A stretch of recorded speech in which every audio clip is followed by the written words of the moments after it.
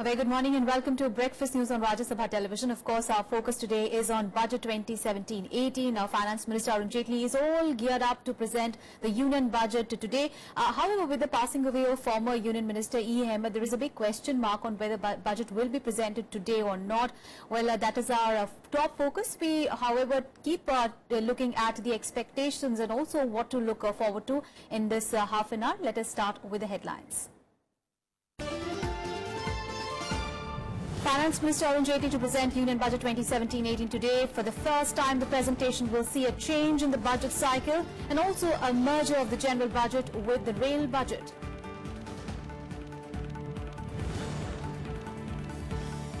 Economic Survey 2016-17 estimates a growth rate in the range of 6.75% to 7.25% in the next fiscal. Says effects of demonetization will be transitional and will leave the economy with long-term benefits. Expectations galore from the Union Budget. All eyes on how the Finance Minister plans to revive the economy after the note ban exercise and rapidly changing global scenario.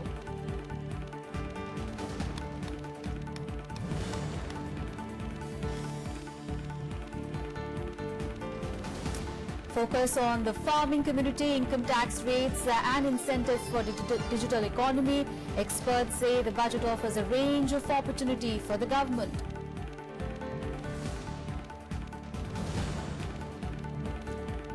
And a sitting Lok Sabha MP and former Union Minister E. Ahmed passes away after suffering a cardiac arrest during the President's address to both houses on Tuesday. He represented Malappuram in Kerala.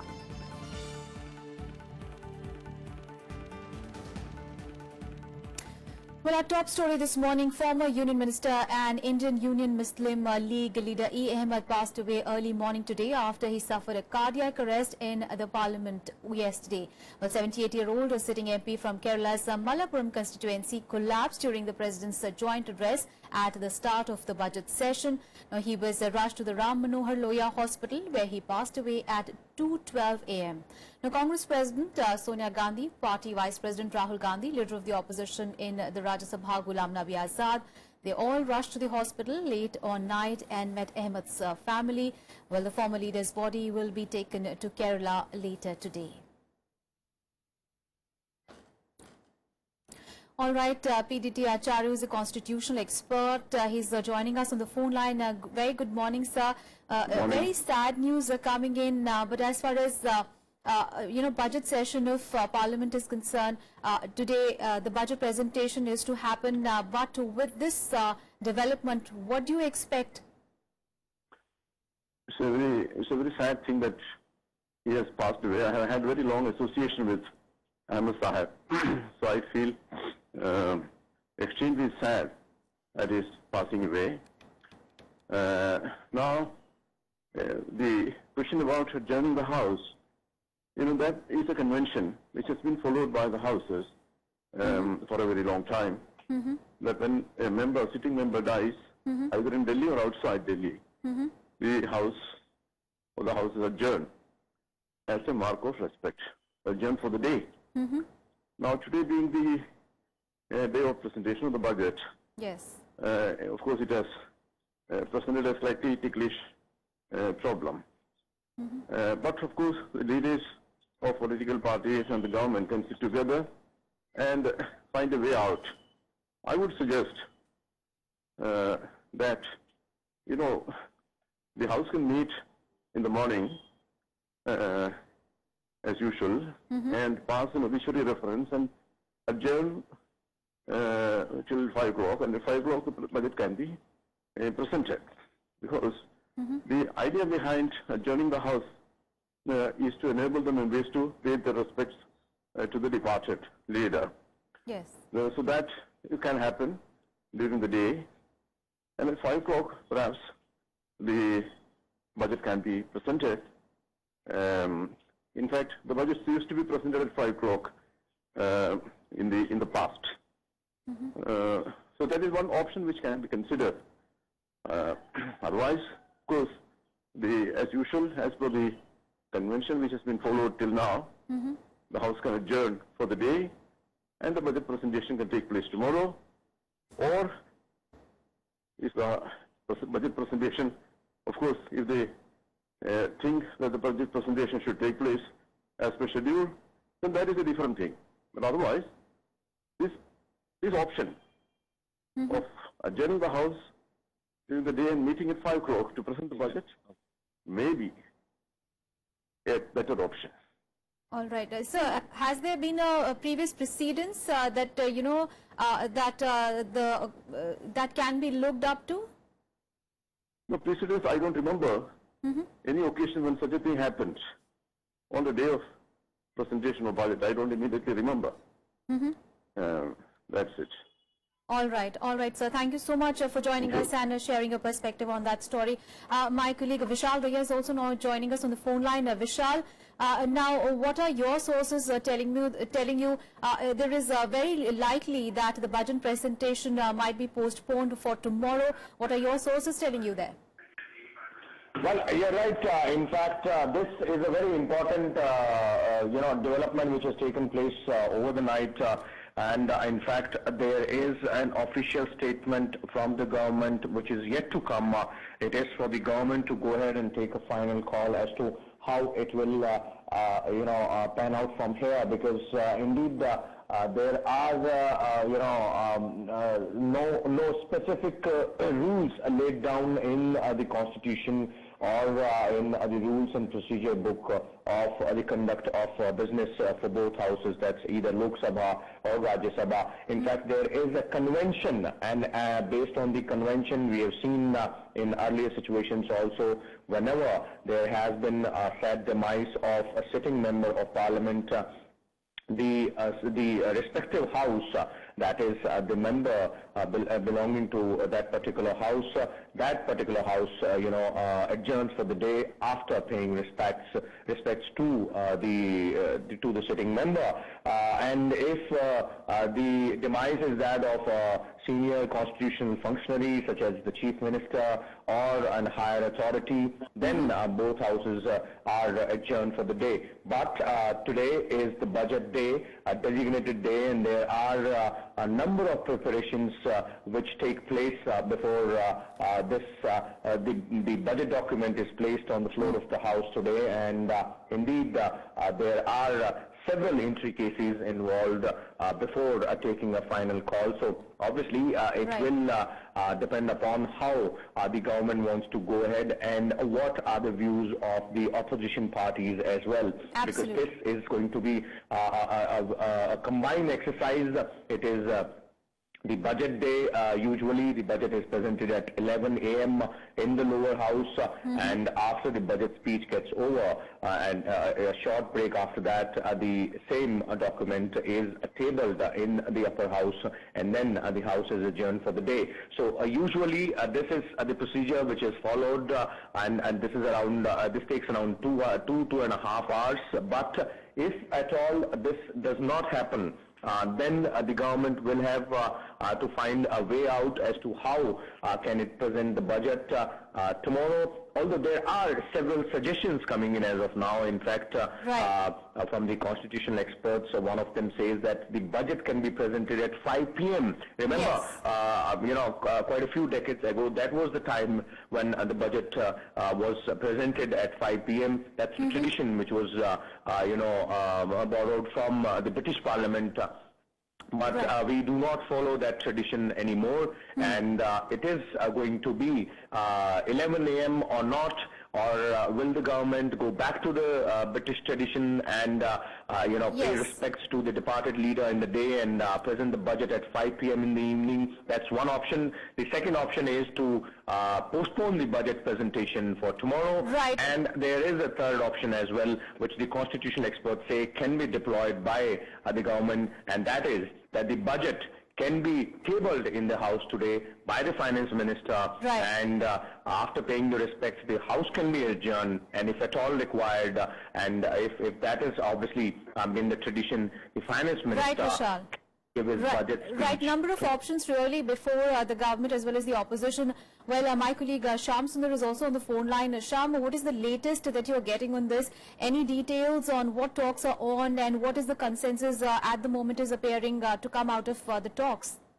Well, Aishwarya, government has to take a final call, and they are still discussing different options. But as of now, the indications we are getting from the highly placed sources in Parliamentary Affairs Ministry that there is the House may be adjourned after paying the respect to the departed leader, and of course, there is no precedent when such decision has to be taken, or somebody has some sitting member has died on the day of budget. So it's a difficult call for the government. But as of now, the indications are that House may be adjourned after paying the last respect to Mr. E. Ahmed. Right. All right. Thank you so much, Sham, for all those details from there. So at the moment, the indications are that the budget presentation might be postponed for tomorrow, of course. So that is one big story that will keep dragging through the day. And well, Finance Minister Arun Jaitley is going to present the union budget for 2017-18 fiscal today or tomorrow. And the exercise comes against the backdrop of the unprecedented step of demonetization and the gigantic tax reform of the goods and services tax that will be rolled out this year. Now, all eyes are on the Finance Minister, who is expected to spell out the economic roadmap in the next fiscal. Well, the budget will also be a break away from the tradition this time after a period of 92 years during which the union budget and the railway budget were presented separately. Now, both will be presented as a combined document this time.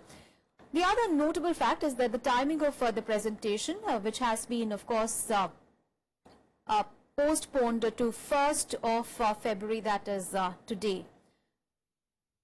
All right, let's get a perspective on what to expect today or tomorrow whenever the budget is presented. Well, Naveen Upadhyay, political editor with the Pioneer, is now joining us. Thank you so much, sir, for joining us this morning. So this is going to be a historic budget to be presented. Of course, there are many firsts to it. The railway budget and the budget being merged this time. It is being presented on the 1st, and of course this is coming just almost 3 months after the demonetization exercise. A number of firsts to it in a historic budget in that sense. What do we expect, especially because of demonetization and the expected slowdown of the economy? You see, I think one thing which anybody can guess, that is, I think there is going to be some radical change in the tax structure. Yes. I think consumers or the salaried class can expect, the tax limit to be raised.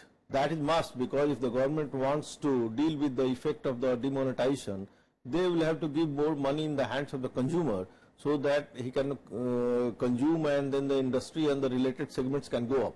So that is one thing which is given away. I think that is going to happen. And the second thing is that there are several sectors of economy which have been very badly hit and which needs to be revived. I think, for example, I think you will see a lot of money flowing into the retail, this real estate sector. There will be concession granted for easy loans for revival of a sector, which implies about 4 crore people. I think it's very important. If you want to generate growth, if you want to generate employment, then you have to, revive this sector. I expect, same incentives, a certain amount of incentive in textile sector and in the leather sector, because leather, you have Kanpur, a lot of leather clusters, and with the elections around the corner, I think the government will also use the opportunity to give incentive to leather sector, textile sector, real estate sector. Maybe I think you can see some concession for gems and jewelry sectors, which also implies a lot of people and which has also taken a hit during the last few months. So there could be, impact, there could be serious effort on part of the government to revive several sectors of economy, generate employment, and give more money in the hands of consumers. And I don't think, the economic survey, as the economic survey shows, there is not much scope on part of the government to bring a very revolutionary budget and pump in a lot of money in social sector or defense sectors and other sectors. We don't have that sort of resources available. So I think this is going to be exercised basically for revival of the economy. All right. You just mentioned about the economic survey. Now, it also spoke about the short-term costs as well as the long-term benefits of demonetization. But, you know, as far as this extent and magnitude of these changes are concerned, at the moment they are uncertain, of course. So, in view of that, what are the policy changes that will probably be reflected in the budget as far as, you know, the exercise of demonetization is concerned? See, I mean, I find it very funny that people are now talking of long-term effect of demonetization. When we started with short-term, we said we are going to weed out black money, we are going to crack down on corruption, and now suddenly everybody is talking about the long-term, which nobody knows. I mean, nobody is defining what is the long-term and what is the exact long-term benefit. Well, I think we are totally clueless. I think this exercise has been a big flop, and I think it's better the government accepts it, because 97% of the money has gone back into the bank. And it is such a tragic thing. So far the RBI has not even released the figure.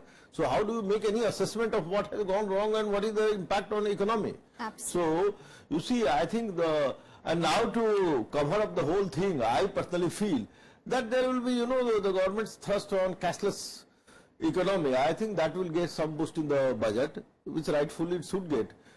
I think digital, as far as digital I think transactions you can see a lot of shops coming for companies involved in manufacturing of instruments related to cashless transaction of economy. You know, that sort of incentive can come about. All right. So that, you know, the government can justify its demonetization drive.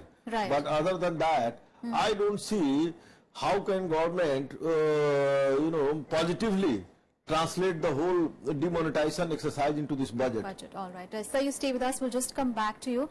Meanwhile, on the first day of the budget session yesterday, President Pranab Mukherjee addressed the joint session of Parliament, where he praised the Modi government for taking many initiatives to improve the quality of life of the poor, including showing a purposeful commitment to provide shelter to them. Well, before we go into the expectations from Finance Minister Arun Jaitley's budget for 2017, let's take a look at President Pranab Mukherjee's joint session and what did he say in that session. At the core of all my government's policies is the welfare of the Garib, Dalit, Pirit, Shoshit, Vanchit, Kishan, Shramik and Yuva. My government is guided by the Antodaya philosophy of Pandit Dindayal Upadhyay. His centenary year is being observed as Garib Kalyan Bars. Financial inclusion is key to poverty alleviation. An unprecedented 26 crore plus Jan Dhan accounts have been opened for the unbanked. Over 20 crore RuPay debit cards have been issued to enable cashless payments. 65% of our population today is below the age of 35. Our youth is our greatest strength, and Yuva Vidya needs to be channelized effectively with the motto of Har Haat Ko Hunar. My government has taken several steps for skilling the youth and improving their employability. The work of skill development that was earlier spread across 21 ministries and 50 departments has been brought under one umbrella ministry. The Pradhan Mantri Kaushal Vikas Yojana has been launched with a budget outlay of rupees 12,000 crore to train 1 crore youth over the next 4 years. Over 20 lakh youth have already benefited. National Apprenticeship Promotion Scheme has been launched with a budget outlay of rupees 10,000 crores. Honorable members, to combat the evils of black money, corruption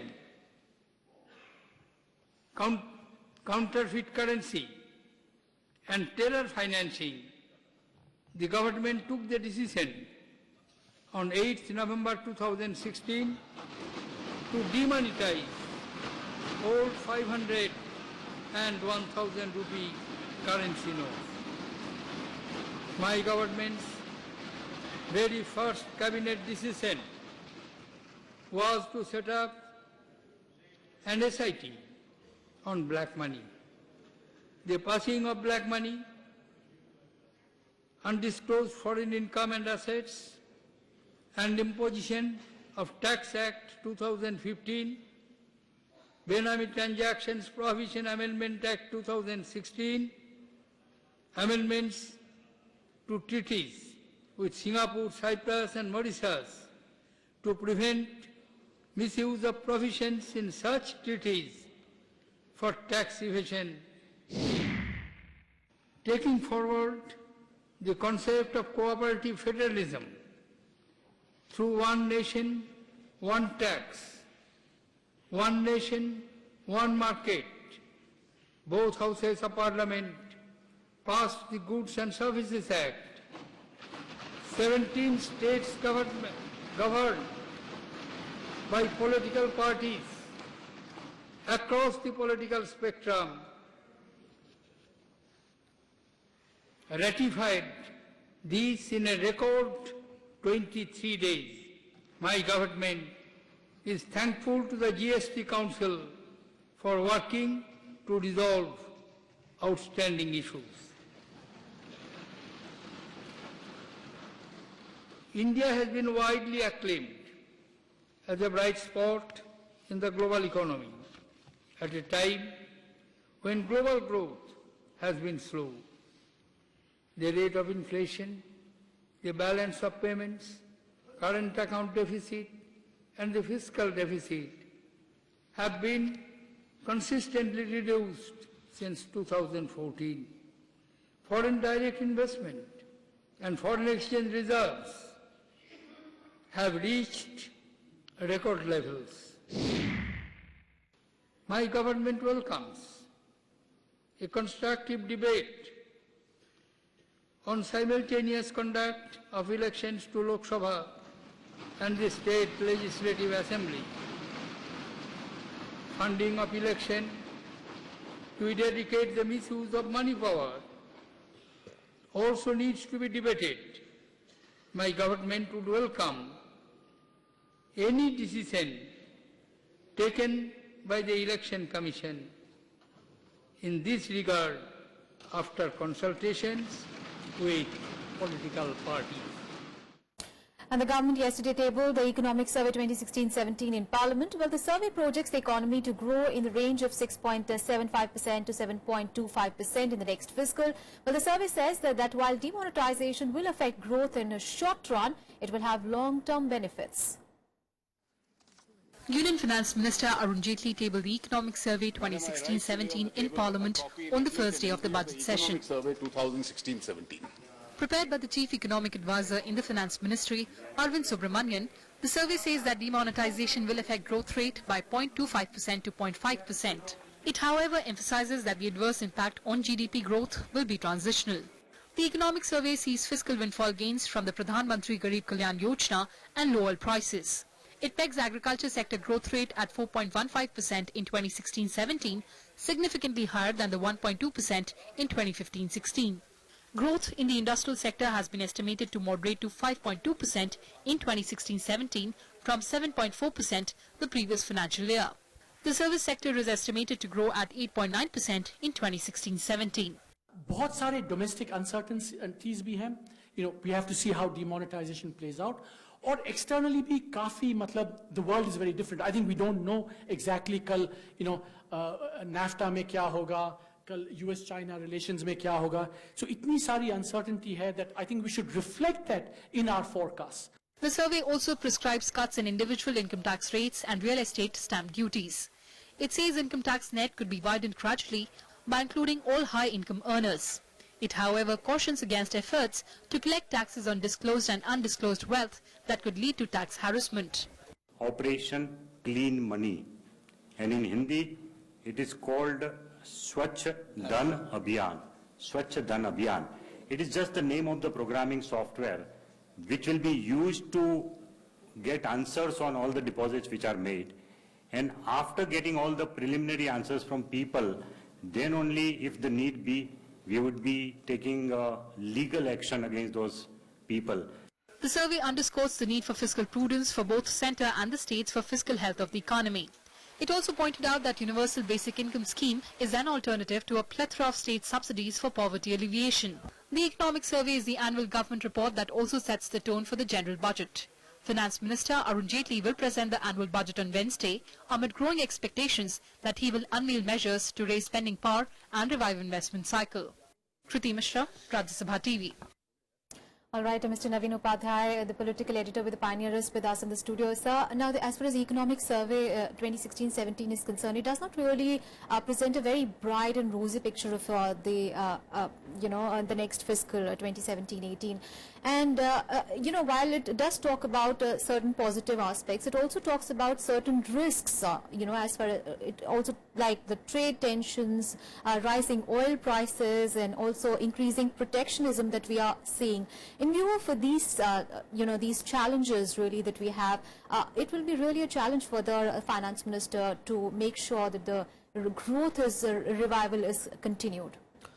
You see, I think economic survey, I think government has been quite candid. That is one good thing, that they have admitted that the scenario is quite challenging. Yes. And this economic survey does not present a very rosy picture of the economy. I mean, you see there is all around, there are a lot of areas of concern. Your growth is slowing down. Then you have government admit this, the all rising oil prices are going to be a really time bomb clicking, because every time the oil prices go up by $1, you spend about 1,000 crore extra. So if oil prices go up by say $20, you will end up about 2 lakh crore in a year. That's going to be a huge amount of money. And then you have the government in the economic survey has also admitted about the stress on tax and revenue mobilization. Then there is also admission virtually that there is not going to be any interest rate cut any sooner because of the fear of prices going up, the inflation going up. So in this, and then you have a government in the USA which is taking a lot of steps which is going to harm the Indian interest. True. And there is an uncertainty in the global economic scenario. Yes. And then this adverse impact of demonetization, when which is, people are talking the long term which will help, but Yes. I think in the long run nobody knows what will happen. There could be other factors, after 1.5 years there will be election, and then in between you have this GST rollout. Yes. So this is quite a confusing scenario, and I think government is going to face a very, very difficult time. So how do you think it has really impacted the welfare schemes, the welfare programs? Now, this economic service also talked about the universal basic income scheme that it says is a very good idea. But how do you see that really panning out in this budget? Do you think it will have the entirety, or will see some part of it in this budget? So I think somewhere, if you want to really fund your welfare scheme and increase your allotment to welfare scheme and bring a lot of populist measures for elections, then I think I'm afraid that the government will find it very difficult, to maintain the task of fiscal consolidation and contain the fiscal deficit. There are already indications that it will be very difficult for the government. Where do you get the extra money? Where if the taxes, you are also going to use up the tax, and the revenue mobilization is not going to go up.